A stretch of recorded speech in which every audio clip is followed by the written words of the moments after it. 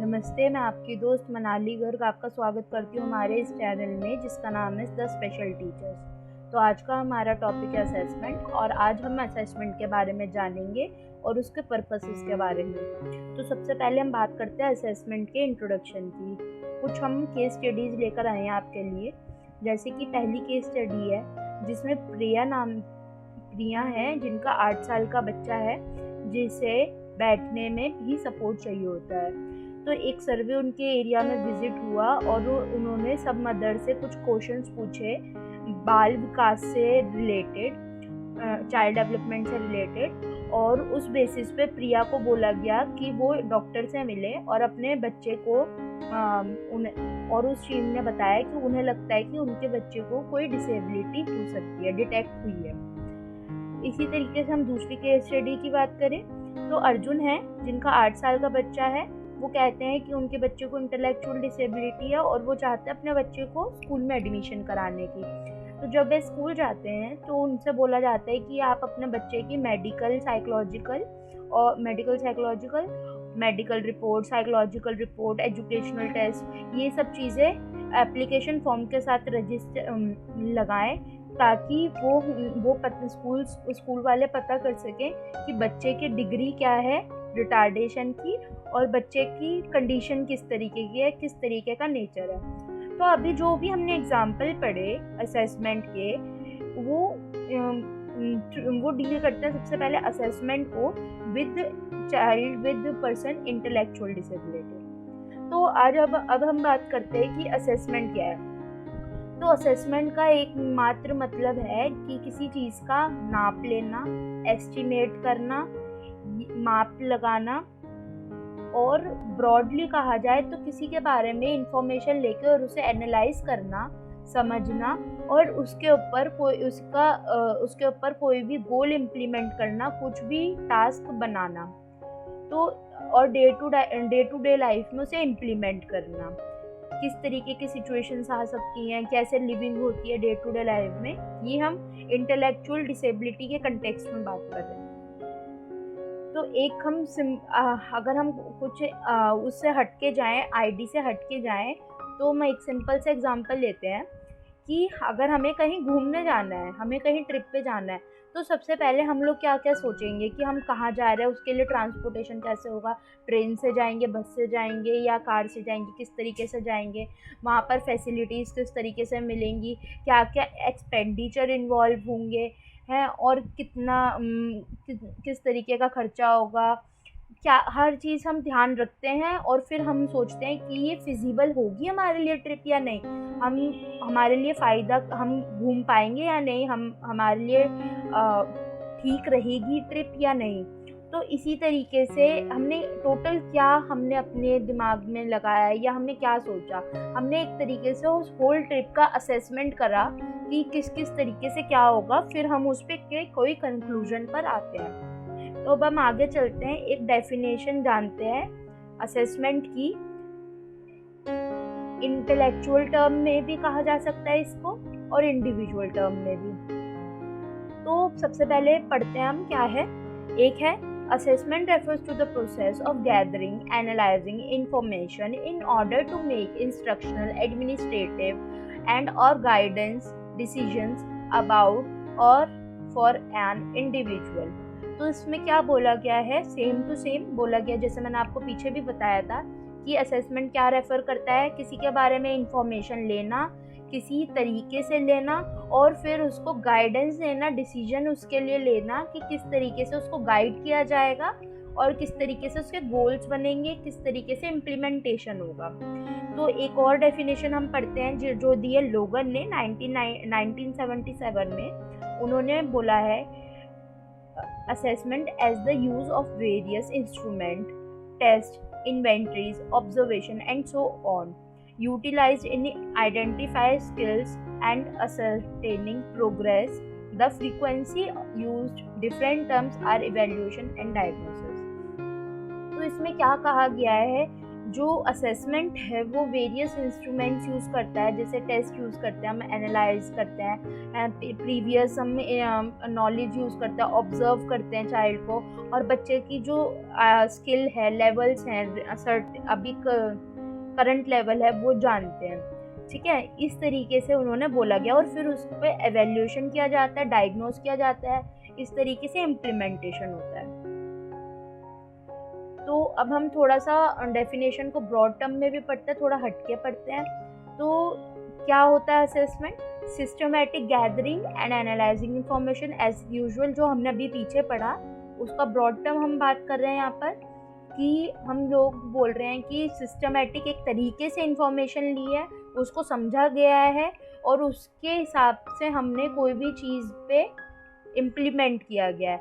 और जो यहाँ पर ही कहते हैं कि इंफॉर्मेशन जो हम ले रहे हैं वो हमारी गेस पर या प्रोबेबिलिटी पर नहीं होनी चाहिए, अनुमानिक नहीं होनी चाहिए, हम लोगों को ठोस होनी चाहिए, वो ऐसे ही होनी चाहिए कि जो इन्फॉर्मेंट है, जो दे रहा है, वो भी कोई ठोस हो। जैसे अगर हम किसी बच्चे की बात करें तो उसके पेरेंट्स दे रहे हो तो ठोस हो कि उन्होंने दी है, रिपोर्ट्स होने चाहिए, फैक्ट्स अवेलेबल होने चाहिए, ये अपनी सोच से ना बनाई जाए और गैसेस पे ना बनाई जाए। और दूसरा पॉइंट है making decision using that information. फिर हम बात करते हैं कि जब हमने इंफॉर्मेशन ले ली, गैदर कर ली है, अब क्या करना है उसके बाद? तो उस इंफॉर्मेशन को असेस करा, उसका सारा निकाला, निचोड़ निकाला, और उसके बाद हम उस चीज़ को इम्प्लीमेंट करेंगे बच्चे के लिए, उसके बिहेवियर के लिए, कि बच्चे को किस तरीके की ट्रेनिंग प्रोवाइड की जाएगी, बच्चे को किस तरीके से कहाँ भेजना है, बच्चे का क्या क्या बच्चे का रिक्वायरमेंट है, बच्चे को क्या क्या चीज़ें हमें देनी है। जैसे सपोज एक एग्जांपल मैं आपको देना चाहूँगी सिंपल सा, कि सपोज हमने एक बच्चे को असेस करा जिसका सिटिंग नहीं है, जैसे अभी हमने पीछे ही बात करी थी, एक प्रिया है, उनका बच्चा है, उसे सिटिंग प्रॉब्लम है। अब अगर हम उसे कंप्लीट असेस करते हैं तो पता चलता है कि उसको बैठने में प्रॉब्लम है, उसे थेरेपीज़ की रिक्वायरमेंट है, वो कंप्लीट असेसमेंट होगा, इन्फॉर्मेशन ली जाएगी, उसके बाद ही हम उसे रेफ़र करेंगे कि बच्चे को हम भेजें कि उसे ओटी, ऑक्यूपेशनल थेरेपी की रिक्वायरमेंट है। बच्चा 8 साल का है तो उसे कौन सी उसमें डालना है, प्राइमरी में डालना है, किस तरीके की एजुकेशन उसे प्रोवाइड की जाएगी। तो उसी बेस पे, किस बेस पे हमने ये डिसीजन लिया?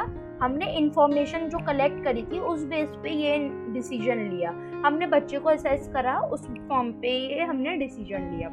तो आगे हम चलते हैं, पर्पस जानते हैं असेसमेंट के, इससे आपको और क्लैरिटी हो जाएगी असेसमेंट के बारे में। तो यहाँ पर हम इंक्लूड करते हैं पर्पस में क्या क्या होता है। पर्पस में होता है initial identification and screening, assessment for diagnosis and referral, programme planning, और इसके बाद आता है इवेल्युएशन। ठीक है, तो इसके बारे में हम जानते हैं। सबसे पहले इनिशियल आइडेंटिफिकेशन एंड स्क्रीनिंग, ये क्या होता है? तो सबसे पहले पढ़ते हैं हम इसके बारे में। The student who required special attention and special educational services are initial identified through assessment procedure. तो सबसे पहले हम अभी भी बात कर रहे थे कि सबसे पहले हम बच्चे को जब भी हमें कोई प्रॉब्लम नज़र आती है तो हम बच्चे को किस में स्क्रीन करते हैं, पहले देखते हैं, पता करते हैं कि बच्चे के साथ कोई प्रॉब्लम है। उसके बाद हम पढ़ते हैं the procedure involve either informant procedure और ऑब्जर्वेशन और एरर एनालिसिस और formal procedure such as achievement और इंटेलिजेंस टेस्ट।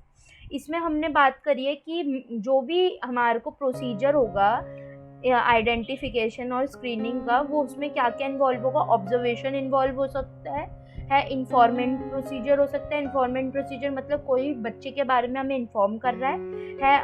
एरर एनालिसिस हो सकता है कि हम बच्चे को टास्क दे रहे हैं, बच्चा अगर 5th क्लास में है और बच्चा को हम 4th क्लास का भी टास्क दे रहे हैं तो बच्चे की बहुत सारी गलती आ रही है, तो हम उस हिसाब से उसकी एरर एनालिसिस कर रहे हैं कि बच्चे को कोई प्रॉब्लम हो सकती है, कोई डिसेबिलिटी हो सकती है, स्क्रीन कर रहे हैं हम एक तरीके से बच्चे को।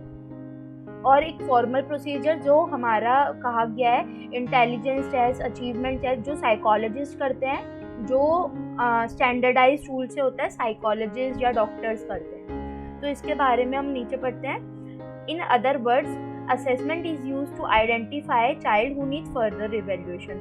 तो इसमें बोला गया है कि असेसमेंट वो इसलिए यूज़ करते हैं कि चाइल्ड का फर्दर इवेल्युएशन हो सके, चाइल्ड में डेवलपमेंट हम ला सकें। Assessment is also used to screen children who are considered to be high risk for developing various problems.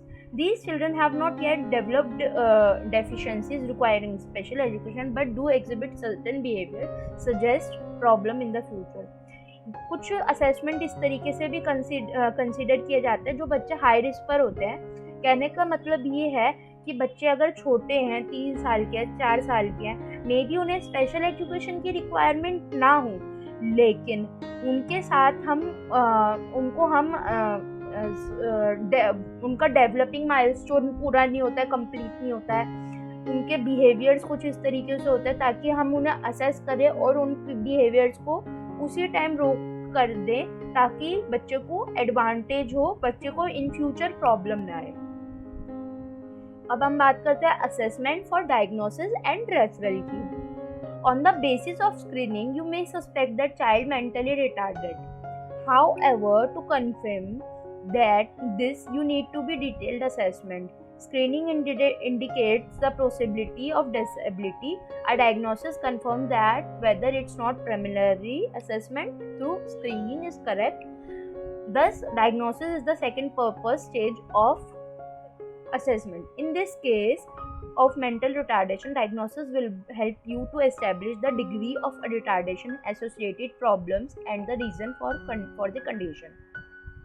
तो इसमें हम बात कर रहे हैं कि assessment for diagnosis and referral, ये हमारा सेकंड स्टेप है। जब हमारा फर्स्ट स्टेप क्या था, स्क्रीनिंग में हमें लगा कि हमने देखा कि बच्चे में पॉसिबिलिटी है कोई डिसेबिलिटी होने की, समझा हमने। अब हमारा सेकंड स्टेज आता है असेसमेंट करने का, है जिसमें हम जानते हैं कि बच्चे को कोई प्रॉब्लम है या नहीं है। तो हम असेसमेंट से कंफर्म करेंगे उस चीज़ को कि बच्चे को कहाँ कहाँ दिक्कत आ रही है, किस तरीके से दिक्कत आ रही है और कौन कौन सी जगह पर प्रॉब्लम आ रही है, और उसके साथ मेंटल रिटार्डेशन के साथ बच्चे को कोई और प्रॉब्लम तो नहीं है, एसोसिएटेड कंडीशन तो नहीं है। तो इसके आगे हम पढ़ते हैं, the assessment carried out for the purpose of diagnosis is referred to as diagnostic assessment. Remember that while screening schedules can be used by anybody including parents, family members. ये कह रहे हैं कि जो ये स्क्रीनिंग है वो तो पेरेंट्स, फैमिली मेंबर्स कोई भी कर सकता है, कोई भी जान सकता है कि बच्चे आपको महसूस कर सकता है कि बच्चे के साथ कोई प्रॉब्लम है। लेकिन जो डायग्नोस्टिक असेसमेंट है वो सिर्फ प्रोफेशनल, क्वालिफाइड, एक्सपीरियंस पीपल कर सकते हैं विद मेंटल रिटार्डेशन के साथ। तो हमें डिटेल्ड असेसमेंट के लिए रिक्वायर्ड क्या क्या होता है ये हम देख लेते हैं। डेवलपमेंटल साइकोलॉजिकल असेसमेंट कर सकते हैं हम, टेकिंग डिटेल, किसी बच्चे की डिटेल हिस्ट्री केस हिस्ट्री लेंगे, क्या क्या इंक्लूड करता है, और मेडिकल एग्जामिनेशन हो सकता है बच्चे का, एजुकेशनल असेसमेंट हो सकता है, ठीक है। इसके बाद इन असेसमेंट्स में क्या क्या होता है, कैसे करा जाता है, directly testing the child using developmental psychological test and assessment checklist. तो ये हमारे बेसिकली साइकोलॉजिस्ट कर सकते हैं assessment checklist, special educator use कर सकते हैं, स्टैंडर्डाइज चेकलिस्ट होती है, मेडिकली एग्जामिंग द चाइल्ड ये डॉक्टर्स कर सकते हैं, इंटरव्यूइंग द पेरेंट्स, जो केस हिस्ट्री है वो पेरेंट्स को इंटरव्यू करके ली जा सकती है।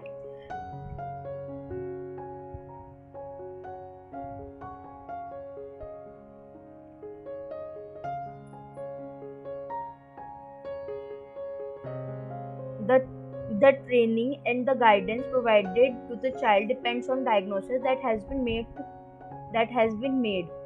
Thus, making correct diagnosis using appropriate procedure is critical.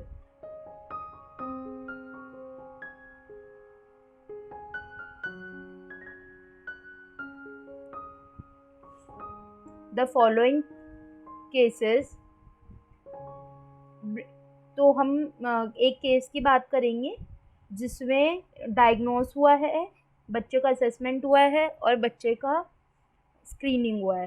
तो हम पेरेंट्स अपने 8 साल की बच्ची को एक ऑर्गेनाइजेशन में लेकर आए हैं और बच्चे के साथ ये प्रॉब्लम उन्होंने बताई है कि बच्चे चल नहीं सकती है, बोल नहीं पा रही है और समझ नहीं पा रही है क्या दूसरा कहना चाह रहे हैं, और उसे खाना भी खिलाना पड़ रहा है, टॉयलेटिंग में हेल्प करनी पड़ रही है, उसकी केयर करनी पड़ती है और उसे कपड़े भी पहनाने पड़ते हैं, और बात वो अपनी ADL भी ठीक से नहीं कर पा रही है, एक्टिविटी ऑफ डेली लिविंग। तो ये सब इन्फॉर्मेशन लेने के बाद, पेरेंट्स को इंटरव्यू करने के बाद, जहाँ पर मैंने आपको पीछे भी बताया था, केस हिस्ट्री लेने के बाद और एजुकेशनल और मेडिकल असेसमेंट करने के बाद ये फाइंड आउट हुआ कि बच्चे को सीवियर मेंटल रिटार्डेशन है और बच्चे को ट्रेनिंग की रिक्वायरमेंट है वॉकिंग में, ईटिंग में, टॉयलेटिंग में, ड्रेसिंग में और समझने में सिंपल इंस्ट्रक्शन। तो उसके पेरेंट्स को एडवाइस किया गया कि बच्चे को आप स्पेशल स्कूल में एडमिशन कराओ जो मेंटल रिटार्डेड स्टूडेंट्स का हो, चिल्ड्रंस का हो, जहाँ पर उसे रेगुलर ट्रेनिंग मिलेगी डे टू डे लिविंग, और आप घर पर भी बच्चे को यही ट्रेनिंग दी जाए, कराओ। ये हम एग्जाम्पल पढ़ रहे हैं, ये केस स्टडी हमने पढ़ी है जिसने बच्चे का स्क्रीनिंग भी हुआ, स्क्रीनिंग घर में पेरेंट्स ने करा, उसके बाद इंटरव्यू लिया गया पेरेंट्स का, बच्चे का असेसमेंट हुआ, educational medical assessment, psychological assessment, उसके बाद हमने रिजल्ट निकाला, उसके बाद हमने बच्चे को बताया कि बच्चे को क्या क्या रिक्वायरमेंट है। अब हम आगे पढ़ेंगे। असेसमेंट के बाद हमने बात करी कि IEP बनाने की, इंडिविजुअलाइज्ड एजुकेशनल प्रोग्राम बनाने की। जब हमने डायग्नोस कर लिया कंप्लीट बच्चे को, तो हम सोचेंगे कि हम बच्चे की एबिलिटीज किस तरीके से डेवलप करें in sort of educational setting, educational programme में और डे टू डे लिविंग में भी। तो in order to be able to do all this, you need to find what are the needs and abilities of child in different areas of it. तो इसके लिए हम क्या करेंगे, बच्चे की एबिलिटीज जानेंगे कि बच्चा कौन से एरिया में अच्छा है, किस तरीके से उसकी डेवलपमेंट हो रही है, किस तरीके से हम उसकी एबिलिटीज को एनहांस कर सकते हैं और उसकी डे टू डे लिविंग में इम्प्रूवमेंट कर सकते हैं। Thus, the third purpose of the assessment is to provide information that will help in planning the educational program for the child. The assessment which enables us to do is referred as educational assessment. तो educational assessment हम किस तरीके से बच्चे को implement करेंगे, educational assessment देंगे, किस तरीके से हम बच्चे का प्रोग्राम, एजुकेशनल प्रोग्राम बनाएंगे कि बच्चे को कहाँ कहाँ एकेडमिक मैथ्स में रिक्वायरमेंट है, किस तरीके से रिक्वायरमेंट है, इस तरीके से। ठीक है, तो एजुकेशनल असेसमेंट कौन कर सकता है, अब हम ये जान लेते हैं। While psychological assessment for the purpose diagnosis can be carried out only by a trained person, तो जो साइकोलॉजिकल असेसमेंट है वो खाली जो ट्रेन पर्सन है वो कर सकते हैं, ऐसे ही एजुकेशनल असेसमेंट कैरिड हो सकता है, को कर सकते हैं पेरेंट और टीचर और कोई भी कम्युनिटी वर्कर। उनके पास एबिलिटी होनी चाहिए चाइल्ड को ऑब्जर्व करने की, सिस्टमैटिक सिचुएशन में किस तरीके से चाइल्ड बिहेव कर रहा है और किस सिचुएशन में किस तरीके से बिहेव कर रहा है, और एप्रोप्रिएट मेथड्स और मटेरियल्स अवेलेबल होने चाहिए चाइल्ड को डायरेक्टली टेस्ट करने के। अब हम बात करते हैं टूल्स ऑफ असेसमेंट की। तो कुछ हम लोग जब चाइल्ड को असेस करते हैं, ID चाइल्ड को असेस करते हैं, तो हमारे पास कुछ स्टैंडर्डाइज टूल होते हैं जिनके ऊपर हम ID बच्चों को असेस करते हैं, through which overall information can be collected regarding particular individual of about right from birth to adult, self help, social, language, communication, cognition. इसमें क्या होता है कि जो भी हम असेसमेंट टूल्स यूज़ करते हैं उसमें ID बच्चों के लिए सारे डोमेन्स होते हैं, बर्थ से लेकर अडल्ट के लिए, कहा जाए तो प्री प्राइमरी से ले तक प्री वोकेशनल तक के लिए। और उसमें क्या क्या डोमेन्स हमें मिलते हैं, सेल्फ हेल्प मतलब personal skills, ADL skills, social किस तरीके से इंटरेक्ट कर रहे हैं, लैंग्वेज कम्युनिकेशन बात कर रहे हैं, cognition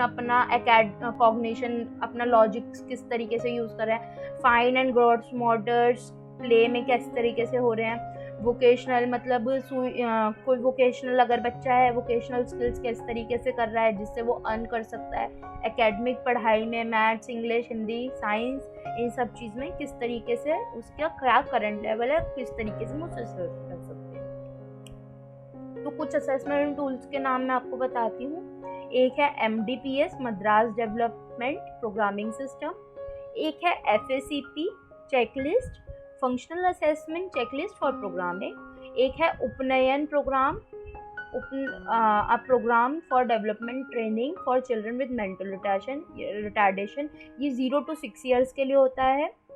the Portage guide to early education, ये पोर्टेज गाइड है, ये आपके ये भी 0 to 6 ईयर्स के लिए होती है, अर्ली चाइल्डहुड के लिए होती है, जिससे बच्चे को ये इंडिया की नहीं है, ये बाहर की है। एक है आरंभ जिसका फुल ये 3 to 6 ईयर के लिए होता है, ये भी अर्ली चाइल्डहुड है, ये इंक्लूसिव एजुकेशन में हम यूज़ कर सकते हैं। तो अब हम एक केस स्टडी की और बात करेंगे, ठीक है।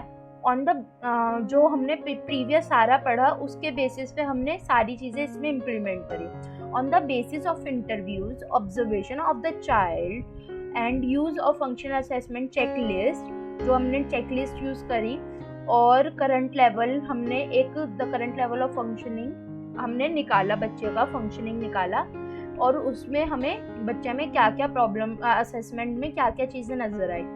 तो यहाँ पर है the boy can walk and run, the boy Yeats by himself but spills a lot of food, वो खाता तो खुद है लेकिन ना खाना गिरा देता है आसपास। नीड असिस्टेंट, उसे कपड़े पहनने के लिए भी असिस्टेंट्स चाहिए होती है, किसी की ज़रूरत होती है, एंड नहाने के लिए भी। But manages himself by during toilet, लेकिन वो टॉयलेट में अपने आप को मैनेज कर लेता है। सिंपल इंस्ट्रक्शन समझता है, कुछ शब्द बोलता है फैमिली मेम्बर से, जैसे मदर, फादर, ब्रदर, ये उन सबको आइडेंटिफाई करता है, और नॉर्मल कॉमन वेजिटेबल्स को जानता है, फर्नीचर्स, फ्रूट्स, इन सब चीज़ों को जानता है, बॉडी पार्ट्स को थोड़ा जानता है, रेड येलो कलर के बारे में जानता है, आइडेंटिफाई कर पाता है। काउंट्स ऑब्जेक्ट काउंटिंग सिर्फ 2 तक है, और पेंसिल होल्ड कर सकता है और स्क्रिबल कर सकता है। ये हमने एनालाइज करा, असेस करा। उसके बाद हमने बच्चे के लिए IEP बनाई, प्रोग्रामिंग करी। तो हमने बच्चे के लिए क्या क्या प्रोग्राम करा, ईटिंग, ड्रेसिंग और बाथिंग में हमने प्रोग्राम करा ताकि हम उसे इंडिपेंडेंट कर सके। कलर्स के नेम, कॉमन वेजिटेबल्स के बारे में आइडेंटिफाई करना। उसके बाद काउंटिंग में हमने लिया 10 तक काउंटिंग कर सकेगा, और रीडिंग एंड राइटिंग न्यूमेरिकल्स 10 तक, जैसे ONE 1 हमने 10 तक लिए। और अपना नाम लिखना, अपना नाम पढ़ना, हमने ये गोल्स लिए। और कुछ 2-2, 3-3 शब्दों के सेंटेंस बोल सके, एक सेंटेंस बोल सके, इस तरीके से हमने गोल्स लिए। और दूसरों के स्टेप्स, कोई भी हम कमांड दे रहे हैं तो वो स्टेप समझ सकें, अंडरस्टैंड कर सके। इस तरीके से हमने इस केस स्टडी में हम देख सकते हैं कि सबसे पहले हमने चाइल्ड को स्क्रीन करा है, स्क्रीन के बाद ऑब्जर्व करा, ऑब्जर्व के बाद हमने चेकलिस्ट यूज़ करी है, जैसे स्टैंडर्डाइज टूल यूज़ करा है, फंक्शनल असेसमेंट चेकलिस्ट यूज़ करी है। उसके बाद हमने बच्चे का पूरा रिजल्ट निकाला है कि बच्चा ये चीज़ें कर सकता है। और जहाँ पर बच्चा प्रॉम्प्टिंग के साथ कर रहा है, जहाँ पर बच्चा कर रहा है लेकिन कम कर रहा है, उसके हमने गोल सेलेक्ट करे हैं। अब हम ये गोल्स इम्प्लीमेंट करेंगे बच्चे में इम्प्रूवमेंट लाने के लिए। अब इसके बाद आता है, जब हम गोल्स इम्प्लीमेंट कर लेते हैं उसके बाद हम क्या करते हैं, असेसमेंट फॉर इवैल्यूएशन। जब हमने कोई भी गोल इम्प्लीमेंट कर लिया तो उसके थोड़े टाइम बाद हम इवैल्यूएशन करते हैं। After planning the individualised educational programme, anyone who teaches the child would whether child learn has been taught to him. जो भी हम इवैल्यूएशन किस लिए करते हैं कि जो भी हमने बच्चे को सिखाया है, जो भी हमने बच्चे को बताया है, क्या बच्चे को समझ आया है, बच्चा सीख पाया है। Evaluation in the context of education means an appraisal or checkup to see whether goals of teaching and training are achieved. Evaluation का मतलब है कि जो भी हम goals दे रहे हैं बच्चे के लिए, ले रहे हैं, वो अचीव हो रहे हैं, वो उसके लिए सही है या नहीं है। तो हम इवैल्यूएशन करते रहते हैं टाइम टू टाइम। मैं आपको एक एग्जांपल देना चाहूँगी। सपोज एक बच्चा खड़ा ही नहीं हो पाता और हमने सपोज उसके लिए गोल ले लिया भागने का, उसे खड़े होने में दिक्कत है और हमने भागने का गोल ले लिया, तो हम थोड़े टाइम में अगर इवैल्यूएशन करते हैं तो हमारा ऑब्वियस सी बात है कि वो गोल अचीव नहीं होगा। तो इवैल्यूएशन करने का हमें यही फ़ायदा है ताकि हम उस गोल को मॉडिफाई कर सकें, हम उस गोल को बच्चे के साथ ले सकें, इस तरीके से हम इम्प्लीमेंट कर सकें।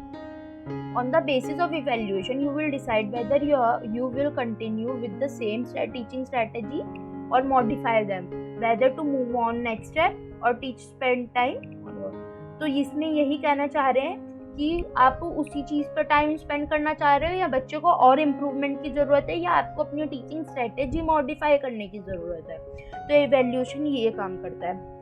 तो ओवरऑल हम प्रोसेस देखेंगे तो आइडेंटिफिकेशन से ट्रेनिंग तक आते आते हमने क्या क्या स्टेप्स फॉलो करे उसका ये एक छोटा सा चार्ट है। जैसे सबसे पहले हम क्या करेंगे, बच्चे का स्क्रीनिंग एंड आइडेंटिफाई करेंगे through development checklist and screening schedules. मतलब जैसे बच्चे की या तो डेवलपमेंट चेकलिस्ट देखेंगे बच्चे का, या उसके स्क्रीन करेंगे उस बच्चे को कि इस तरीके से उसके साथ कहाँ पर भी प्रॉब्लम आ रही है।